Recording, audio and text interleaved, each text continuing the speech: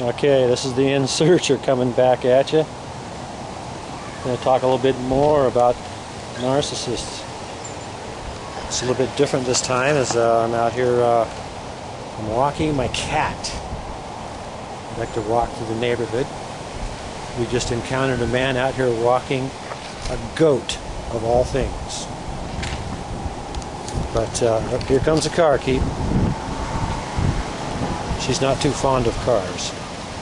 Alright, let's keep moving. Oh my God, here comes another one. It's like a firebird. Alright, is it clear for us? Alright, let's roll. So this time I'd like to talk about what I'm going to call the fourth dimension of narcissism. There's a gal online, a prolific blogger by the name of An Upturned Soul. She has a lot of interesting things to say on the subject of narcissism. And she has a rather unique way of expressing herself. She has a way of expressing the flip side of everything in one sentence. Now she had evidently two narcissists for parents.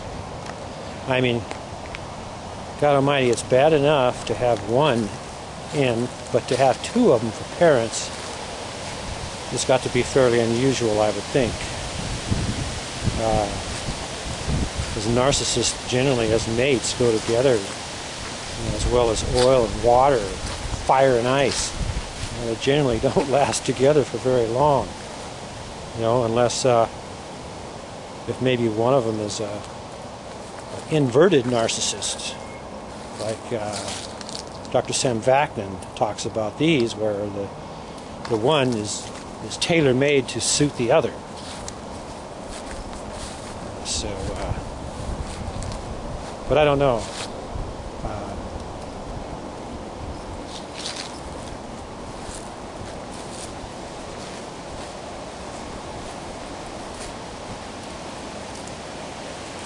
But it has to have quite an effect on someone to be raised by two narcissists. One would think that a pretty good chance that the person would become a narcissist themselves. You would certainly think that they would have the genetic predisposition to do so. And it's commonly accepted that there's like 3 different factors that go into forming a narcissist. First off, there's the environment, how they're being raised by their parents. Are they being spoiled, or are they being punished all the time, or a combination of both? What is that? You're making you sneeze, Keith. Maybe you ought to get out of there. Hope there's not poison ivy. So, then the other is usually some kind of an event, like a traumatic event. Let's go somewhere else, Keeper. Let's get out of that stuff. And the third, they say, is a genetic predisposition. So something they've inherited. A positive chromosome or something. That combination is what makes a narcissist. So one who survives it might have a different way of thinking about things. Now, An Upturned Soul, I don't know if her name might be Ursula, but she's from the UK or somewhere. God Almighty, what's up here? Now, what are you looking at now, Keeper? It's just kids. So you want to go down this way, Keep? Let's go this way. So, she talks about being a Capricorn, which I know nothing about, and she mentions dyslexia. But she has a tendency to bring out the flip side of things when she's blogging, and it reminds me of my theory of opposites. How the narcissist says one thing and does the exact opposite, and how that comes into play so often. So I mean, how many people agree with me on this? The one thing that all of us want to know the worst, I think, who have been involved with these things, is how in the heck do they think? How in the heck do their minds work? Oh my God, here's someone starting their truck up, Keith. Let's slow down for a second here. Anyway, we're just making our way through the neighborhood here. Okay, so I'm remembering an inn I once knew a long time ago. She just got done scolding her children and reading them the riot act about something she'd done that she didn't like, and then she finished it off immediately by saying, "I love you." And I thought it was rather weird at the time, giving the kid two messages in the same sentence. So, might that confuse a kid somewhat? This is all conjecture, but just thought I'd throw that out there. Does anybody else recall these sorts of things being said around their ends? And we're really on the move here. Looks like we got a bunch of old pears laying on the ground. Evidently we're walking past a pear tree now. You find this stuff pretty interesting, Keith? We're quite a few blocks away now. So anyway,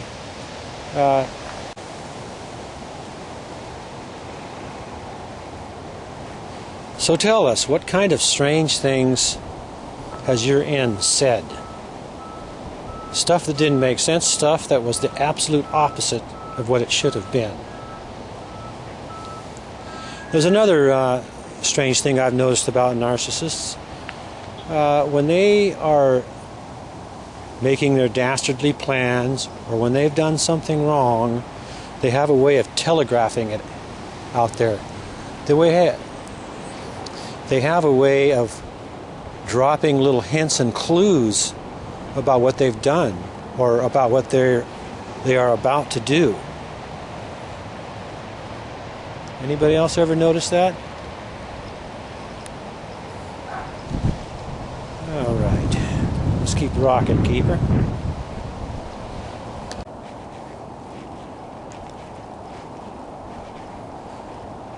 So these things are what I call in-speak. Their own little way of speaking, their own little in-language that they will use.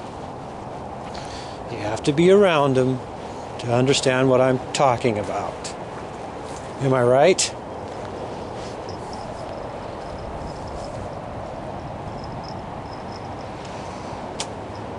Okay, down the sidewalk we go.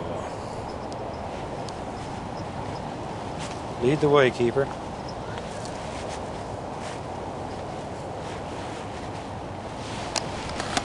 Got a little company here, Keep. We got somebody, we have a denizen that lives here in the house. Yeah. What do you think that is, huh? Who's that there? Well, fairly gentle cat, looks like. Let's keep rolling. We're travelers, Keeper. It's a windy, windy day out here in the neighborhood. You ready? See you later, cat. Alright, let's go, Keep. Go ahead, lead the way, I'll follow you. Go ahead and get on up ahead there. Car coming, Keeper. Car. Hold up, Keeper. Hold up. There we go. Okay, let's keep going. Let's keep going, we're almost back. So that reminds me of when I was studying and writing about the ends that murder, kill their families, and so forth, like Christian Longo, and like, well, another one that comes to mind that I studied quite a bit was Ted Bundy, and a number of others, how they give out clues to what they've done. And if the investigators only knew what to look for and what to listen for. We've got somebody trimming their hedge over here now, Keep. All right, they're running a saw right over here. So, Let's rock and roll. Let's get on going. Come on, let's go. Come on, keep. Come on. And down the road we go. So, when they speak, they are actually giving out clues with what they say, with their body language. And if these investigators were trained to deal with narcissists, they could solve crimes. From what I've seen, anytime there is a heinous crime, a murder, especially of loved ones, and there's a narcissist in the picture, you've pretty much got your culprit. As a general rule, you know who did it. Okay, keep going, keep. We're making our way back to the homestead here. So me and my cat have gone for a walk. We've walked, a good 6 blocks, I'd say, through the neighborhood, as we have our little talk about narcissism. So I figured it's better than you just sitting there staring at my ugly face while I talk at you. So we just go for a walk. We're back. You get back before it gets too dark. Yeah, well, actually she likes the dark. She prefers the dark. Come on, Keeper. You ready to head home? You know the way. Go ahead, take off. I'll follow you. Go ahead, head on home, Keep. I'm right behind you. It's right around the corner. Here comes another car, big old truck. Watch out. Watch out for the truck, Keeper. Come over here. Let's wait for him to go by.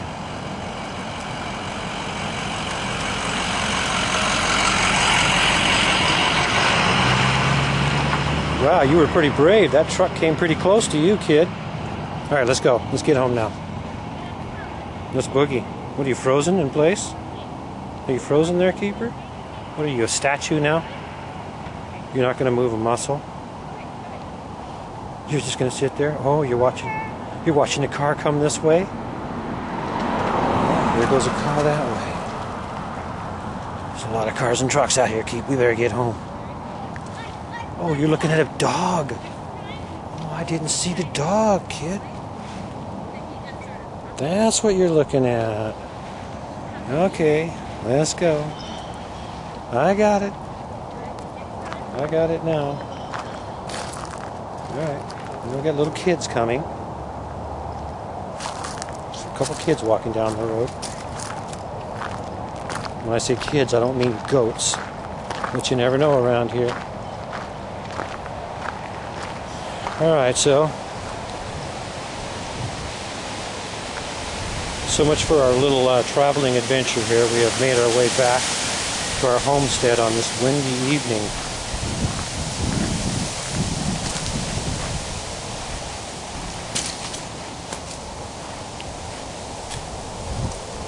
And it is pretty dark now. Alright, say goodbye, Keep. Say goodbye to the peeps. You talking to me, Keepy? Alright, well there you have it. If you've got some questions or observations, drop them down below in the comments. Feel free to share this thing with anybody else and embed it in your blog. Hit like. And so we'll have a conversation. We'll talk about this stuff, see what we can figure out. Looks like the cat might want to go inside. Have you had enough out here today, kitty? So we'll catch you later. Say goodbye, cat. Say goodbye to the peeps. Alright, Keeper, what the heck is this coming down the road? Here we are trying to go for a walk. We got that down there? What is that? What is that, Keeper? Don't tell me there's a guy out walking his goat or something like that. It's bad enough. I'm walking my cat here. I do believe, Keeper. I don't know what this is, Keepy. Let's come over here by the side. Let's come over here. Come on, let's go check. We'll go over here. Yep, that's a goat, all right. The guy walking his goat. Go. Yeah, Keepy. Oh my God, what next, huh? It's a goat. It's an actual goat. Yeah, it's a little different. Don't be too worried about it, kid. Come on, come this way. Come on, Keeper. Look at my cat. Somebody walking their cat and somebody walking their goat. Yeah, that's pretty weird. She might. You know, I understand that. That's the first one. She might be out of the mood now. Come on, Keeper. Let's head out this way. Come on. Before anything else comes along. You don't know what else might come along after that. That might be the first time she's ever seen one of them. It's like a funny dog. All right, kitty. Let's keep going.